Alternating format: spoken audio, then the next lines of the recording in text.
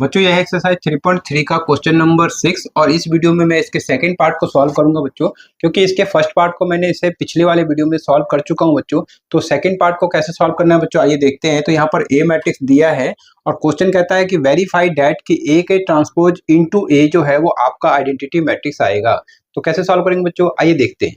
तो सबसे पहले ए मैट्रिक्स को हम लिख लेते हैं बच्चों। तो ए मैट्रिक्स क्या है, तो ए मैट्रिक्स है बच्चों, यह है आपका साइन अल्फा और कॉस अल्फा माइनस का कॉस अल्फा और ये है आपका साइन अल्फा। ठीक है, अब आपको यहाँ पर देखना है बच्चों कि ए के ट्रांसपोज को ए से मल्टीप्लाई करना है। तो इसके लिए आपको ए का ट्रांसपोज को पता लगाना होगा बच्चों। तो ए के ट्रांसपोज को फाइंड आउट करते हैं। तो ए के ट्रांसपोज को कैसे फाइंड आउट करेंगे, तो क्या करें बच्चों, ये जो हॉरिजॉन्टल लिखा है इसको आपको वर्टिकल लिख देना है।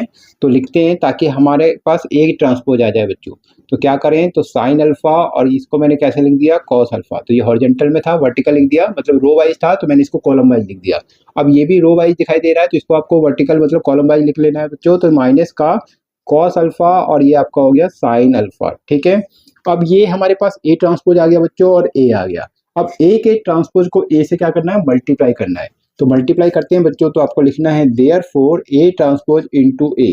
तो ए ट्रांसपोज क्या है, तो ए ट्रांसपोज इस मैट्रिक्स को लिखेंगे बच्चों। तो ये आपका साइन अल्फा माइनस का कॉस अल्फा और ये आपका कॉस अल्फा और ये आपका साइन अल्फा। ठीक है, इसके बाद आपको लिखना है बच्चों ए मैट्रिक्स। तो ए मैट्रिक्स क्या है, तो ये है आपका साइन अल्फा और ये आपका कॉस अल्फा और क्या है माइनस का कॉस अल्फा और ये आपका साइन अल्फा।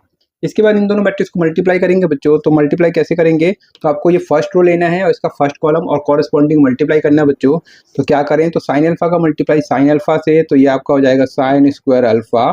फिर माइनस कॉस अल्फा का मल्टीप्लाई माइनस कॉस अल्फा से करेंगे बच्चों। तो ये आपका क्या आएगा, तो प्लस का कॉस स्क्वायर अल्फा। तो फर्स्ट रो फर्स्ट कॉलम का हमने मल्टीप्लाई कर लिया बच्चों। अब आपको फर्स्ट रो और सेकंड कॉलम का कॉरेस्पॉन्डिंग मल्टीप्लाई करना है। तो साइन अल्फा का मल्टीप्लाई कॉस अल्फा से करें बच्चों। तो ये आपका साइन अल्फा कॉस अल्फा और फिर माइनस कॉस अल्फा का मल्टीप्लाई साइन अल्फा से करें बच्चों।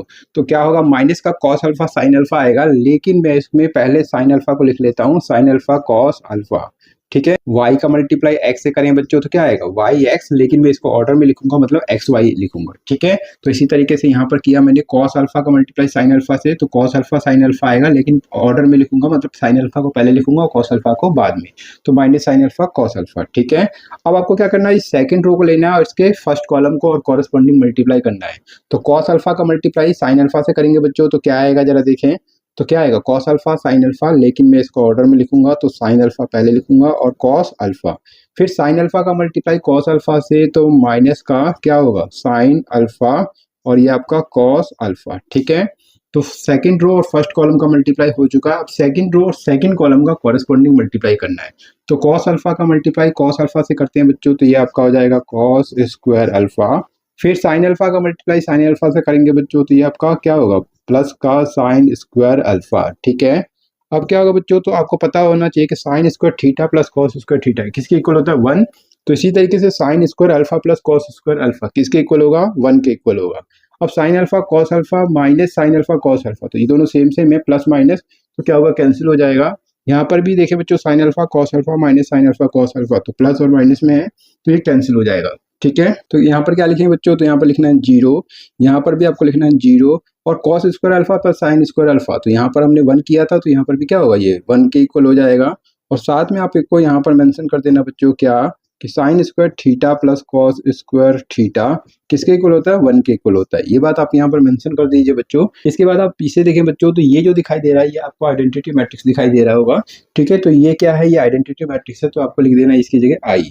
ठीक है, तो इस तरीके से हमने क्या देखा बच्चों कि ए का ट्रांसपोज जो और ए को मल्टीप्लाई करके किसके इक्वल आ रहा है, आई के इक्वल आ रहा है बच्चों। और इस तरीके से ये क्या हो जाता है, ये हेंस वेरीफाइड हो जाता है। उम्मीद करता हूँ बच्चों अच्छे से समझ में आ गया होगा। अगर अच्छे से समझ में आ गया तो वीडियो को लाइक करना मत भूलना। चैनल पहली बार आते हैं तो प्लीज चैनल को सब्सक्राइब जरूर कर लेना बच्चों, क्योंकि इसी तरीके से एनसीईआरटी के आसान सॉल्यूशन में आपके लिए प्रोवाइड कराने की पूरी कोशिश कर रहा हूँ बच्चों। तो प्लीज वीडियो को लाइक शेयर एंड सब्सक्राइब करना ना भूलें। मिलते हैं नेक्स्ट वीडियो में बच्चों। आपने वीडियो को वॉच किया इसके लिए आप सभी का बहुत बहुत धन्यवाद बच्चों।